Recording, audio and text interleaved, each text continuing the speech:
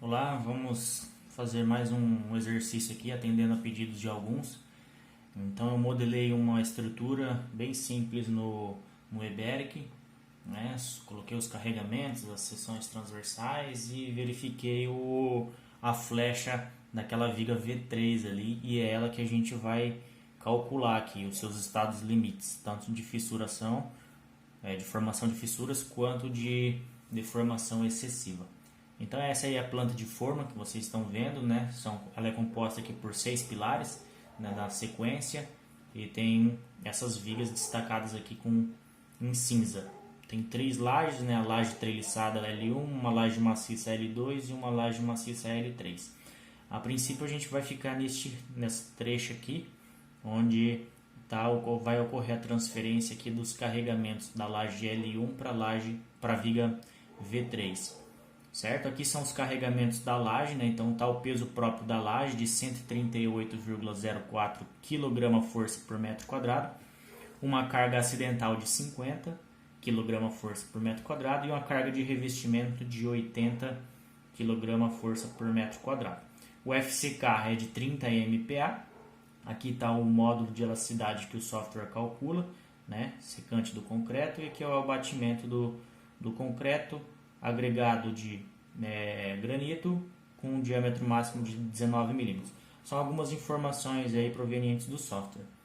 Aqui nós temos algumas medidas, né? 279 da face da viga V3 até a face da viga V4 e 248 centímetros da face do pilar P2 até a face do pilar P1. Ok? Então esse aí é o nosso problema, é um edifíciozinho aí de térreo mais a cobertura. Essa aqui seria a laje da nossa cobertura. E a ideia nossa aqui é calcular a flecha da viga V3, verificar se os cálculos efetuados pelo computador correspondem aos cálculos que nós vamos fazer manualmente. Então aqui são os resultados do programa, né, o que ele calculou. Né? Então ele calculou aqui uma flecha total de 0,13 centímetros, uma flecha imediata de 0,05 e uma flecha diferida de 0,08. E a gente vai verificar se os cálculos manuais nós conseguimos chegar nesses mesmos resultados. Aí. Ok? Aqui são algumas propriedades do momento de fissuração, a inércia da seção fissurada, tal, que a gente vai chegar nesses mesmos resultados. Então,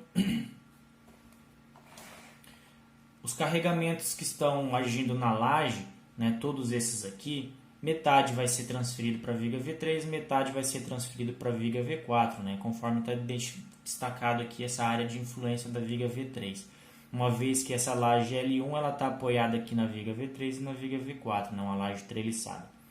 Beleza? Então, todos esses carregamentos aqui, nós vamos fazer os cálculos da parcela que vai ser transferida aqui para a nossa viga em análise.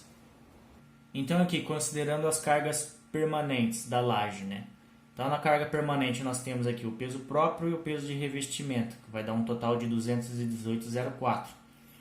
A área de influência, né? A gente calcula multiplicando aqui essa carga pela metade do vão, né? Que era de 279, a gente chegou neste valor aqui de 3,04 kN por metro, que é a carga que está sendo transferida para a viga V3, referente aqui às cargas permanentes. Já para a carga acidental é o valor de 50, multiplicado por metade do vão, de 2,79, vamos chegar aqui aproximadamente em 0,70 kN por metro. Isso aqui são os nossos carregamentos que a gente está fazendo a consideração.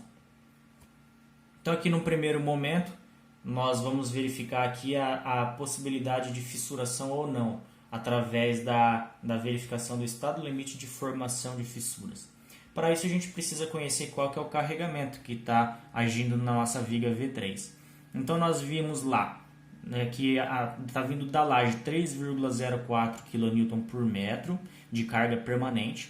Nós temos também 1,05 do peso próprio da viga. E como que eu calculo esse peso próprio? Eu pego o peso específico do concreto e multiplico pela seção transversal, né, de 0,14 e 0,30, que eu chego neste valor aqui, certo? É uma seção de 14 por 30 centímetros. E o peso da alvenaria eu estou adotando aqui, né, um valor de 1,82, que é o que eu lancei no software e estou replicando aqui. 1,82 kN por metro de alvenaria, uma parede baixa. Ok? Eu chego de carga permanente de 5,91.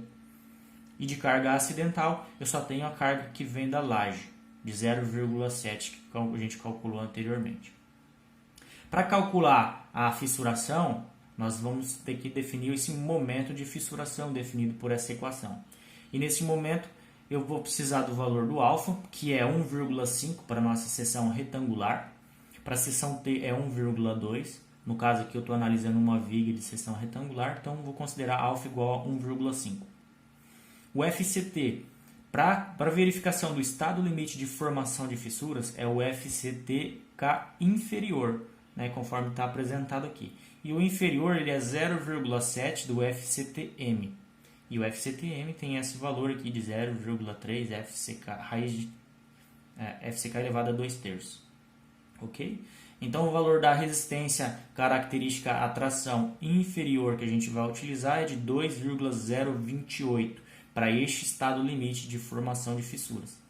Ok? Esse IG é o momento, como a gente está considerando a seção íntegra ainda sem fissuração, este IG é o momento de inércia da seção bruta aqui. Né? Como é uma seção retangular, o momento de inércia é BH ao cubo dividido por 12, que eu tenho aqui 31.500 cm². E esse YT é a distância do centroide da nossa seção até a borda mais tracionada, que no caso nosso, o centroide vai ser exatamente na metade da nossa seção, né? Então o nosso YT fica igual a 15 centímetros. Então jogando todos esses valores aqui compatibilizados às unidades, eu vou ter este momento de fissuração de 6,39 kN vezes metro, ok? Então se o meu momento atuante ele for maior do que o MR, então a peça vai fissurar. Se ele for menor do que o MR, então a peça não vai fissurar. E como que eu calculo este momento aí, que vai estar atuando na estrutura? Então, para essa verificação do estado limite de formação de fissuras, eu vou utilizar a minha combinação rara. E o que é a combinação rara? Para a presença de somente uma carga acidental, eu vou pegar a carga permanente mais a carga acidental, simplesmente. Eu não vou multiplicar por nenhum fator de redução. Então ficou lá 5,91 mais 0,7, que é a carga acidental que está agindo na nossa viga. Okay? Vai me dar uma carga total de 6,61 kN por metro. O momento que vai agir, então, vai ser, como a gente está considerando uma viga biapoiada, né? No meu modelo estrutural eu rotulei as duas extremidades da viga, então vale perfeitamente este valor de momento fletor. Essa equação aqui de QL ao quadrado dividido por 8, sendo que o valor da nossa carga, da combinação rara, o L é o vão, né, dividido por 8, L ao quadrado dividido por 8. Esse vão aqui, ó, o software ele calcula como o valor do vão livre de 248 mais o menor destes dois valores aqui, a metade do pilar ou 30% do valor da altura. Então, a metade do pilar aqui daria 13 centímetros e a 30% do valor da altura, 9 centímetros. Então, o software ele calcula como o menor destes dois valores. Então, no caso aqui, ó, ele vai considerar 9 centímetros para o lado esquerdo e 9 centímetros para o lado direito. Certo? Então, por isso que o nosso L ele ficou 248, que é o vão livre, mais duas vezes, né, porque eu tenho os apoios dos dois lados, 30% do valor da altura, né, que vai dar um vão de 266 centímetros, ok? Então ele sempre pega o menor desses dois valores, do 30% da altura ou a metade do nosso apoio, beleza? No caso aqui foi 30% da altura da viga que foi considerada. Então eu tenho um vão aqui efetivo de 266 centímetros, que é o que eu vou jogar nessa equação aqui. Então, o meu momento atuante para essa viga biapoiada é 5,85 kN vezes metro. Comparado com o meu momento de fissuração, aqui em cima, ele é menor. Isto é, a viga não vai fissurar. Ok? Vamos calcular a flecha aqui agora. A flecha, então, ela tem uma parcela elástica e uma parcela devido à fluência, certo? A nossa flecha imediata, que seria a nossa inicial, ela é dada por essa equação aqui, ó. 5 dividido por 384, PL a quarta dividido pelo EI equivalente. O que acontece? Esse EI equivalente ele seria o nosso momento de inércia médio entre a seção fissurada e a seção não fissurada. Neste caso especificamente, como a minha viga não fissurou, como verificado lá o momento de fissuração, então esse I médio vai ser igual ao nosso momento de inércia da seção íntegra, já que eu não tenho nenhuma parcela fissurada na minha viga. Certo? Então, neste exemplo aqui, ele ficou um pouco mais simplificado, por eu não ter a necessidade de calcular o I médio, que dá um trabalho um pouco maior. Certo? Então, aqui, devido a essa consideração da não fissuração da viga, eu estou considerando que o I equivalente é igual ao nosso I da seção bruta, BH ao cubo dividido por 12, que a gente calculou lá atrás como 31.500 centímetros a quarta. Aqui, o carregamento que a gente vai utilizar na verificação da deformação da flecha é a combinação quase permanente. Então, nessa combinação quase permanente, eu estou somando aqui as cargas permanentes mais 30% da carga acidental, certo? Então, 5,91 de permanente, 30% de 0,7, que é a nossa carga acidental, eu tenho aqui uma combinação de 6,12 para verificação do estado limite de deformação. Então, aqui o nosso momento de inércia já calculado anteriormente. O que falta para mim aqui dessa equação é só o módulo de elasticidade E, que ele é igual ao módulo de elasticidade secante do concreto, calculado por essa equação. Esse alfa E ele é um valor proveniente da brita, do material da brita, então a gente vai considerar aqui o granito, que tem um valor alfa E igual a 1,0. Esse alfa I é definido por essa equação aqui, no nosso caso, só tem a variável do FCK, que vai dar então o alfa I de 0,875. 5.600 é da fórmula raiz do FCK. Então, meu módulo de elasticidade definido aqui, calculado, é 26.838,41 MPa. Então, aqui, jogando tudo nessa equação, ó, a minha carga em kN por metro, o meu vão em metro, o meu momento, meu módulo de elasticidade em kPa, não é em MPa, é em kPa, porque aqui eu estou utilizando um carregamento em kN por metro. Então, só para compatibilizar, eu estou multiplicando este valor em MPa por 1000, certo? Para chegar neste termo aqui. E o nosso momento de inércia equivalente igual ao momento de inércia calculado anteriormente de 31.500, eu estou multiplicando por 10 a menos 8 para transformar de centímetro a quarta para metro a quarta, ok? E multiplicando por 100 aqui só para a resposta final dar em centímetro. Então aqui minha flecha inicial é de 0,05 centímetros, bem pequena. Então a minha flecha total, ela tem uma parcela aqui da minha flecha imediata, inicial, mais a parcela da fluência. A fluência ela é estimada por valor do ΔF por essa equação aqui, do Xi, onde as variáveis é o Xi e o Rho', certo? Então, para isso, eu tenho que definir qual que é o meu tempo de retirada das escoras, que é onde as cargas permanentes vão começar a agir, certo? Então, eu estimei aqui com a retirada das escoras com 14 dias.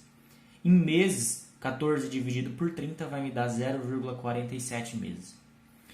O Xi tem duas equações. Se o meu tempo estimado ele for maior do que 70 meses, eu considero que o Xi é igual a 2.